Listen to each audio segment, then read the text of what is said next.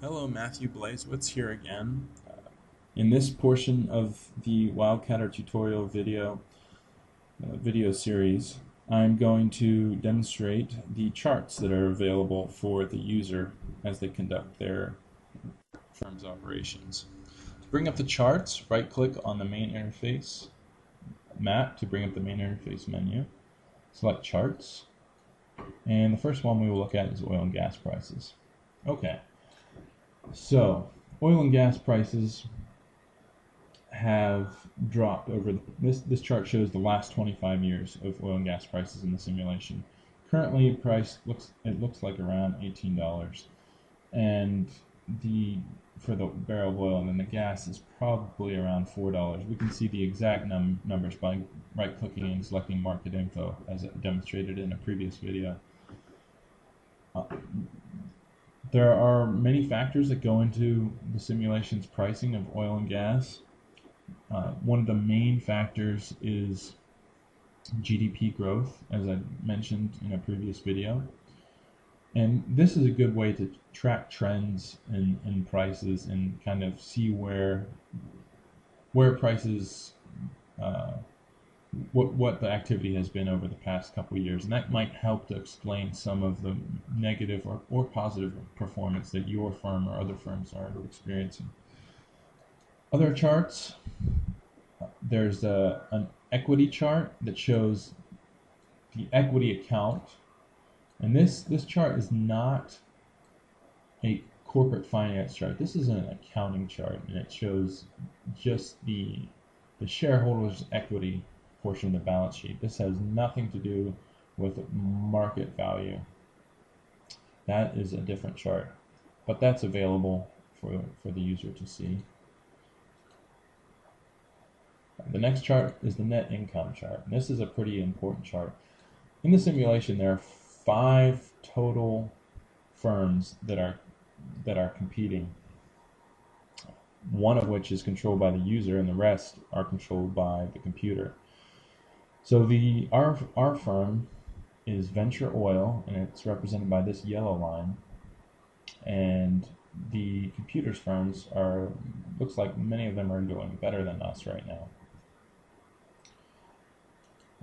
The other chart, another chart that is important is the market share chart. And looking at the net income chart, you can sometimes expect that a firm with a lot that is dominating this net income chart will probably dominate the market share, but not necessarily so.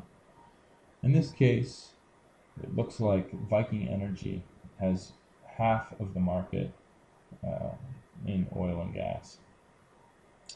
And this pie chart excludes what are national oil producing companies.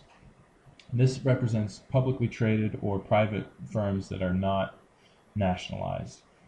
A lot of the simulation oil pricing formulas are influenced by players that are nationalized oil producers that are in the background ramping up supply as prices increase and cutting back supply as prices decrease. So it's important to realize that this market share is just of the five firms in the simulation, and doesn't include any nationalized producers. Okay. Then we have the cash holdings. This just is a chart of cash holdings. None of the firms pay dividends in this simulation. That's something that may be added at a later date. But those are the cash holdings. We can see General Oil and Gas is doing pretty well.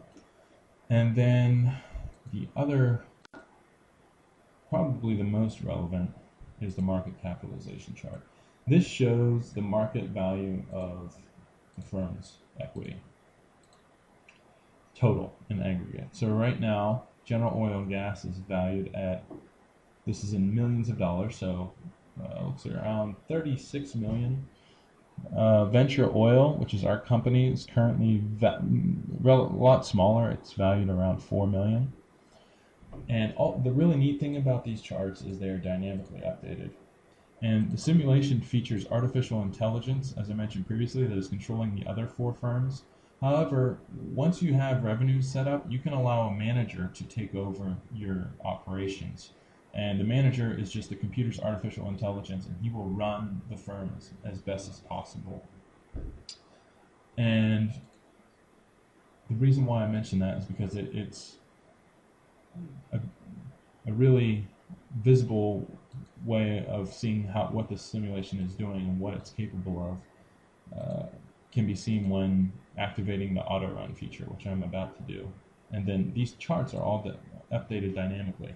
Everything that's going on in the world is what the different firms are doing in the world determines how these charts look. They're not randomly generated. They're actually modeled. So everything that's going on in this world, which for all intents and purposes is one giant model, it gets dynamically updated. So when I press this auto run key, which is A, financial statements will be generated rapidly in turn, and years and quarters will start going by very quickly, and we can watch the performance of all these firms. Alright, so I just hit A, and everything is auto running now. So now we can watch all these charts, and these models are being updated in real time. And we see here, somebody's gone bankrupt. Stronghold Energy was unable to satisfy its creditors, and Chapter 7 proceedings have been initiated. So they were not able to manage their cash flows effectively. Okay, so we really want to kind of keep track of our firm and how they're doing. And right now we can see that net income has dropped into negative territory. And right now, unfortunately, we are unable to satisfy our creditors, and we've gone bankrupt. So it's important to realize that the artificial intelligence is smart, but it's probably not as smart as the user that's playing it. So use the auto run feature at your own risk. But the interesting thing is to see how these charts play out when the simulation is running at full speed. And that concludes this video.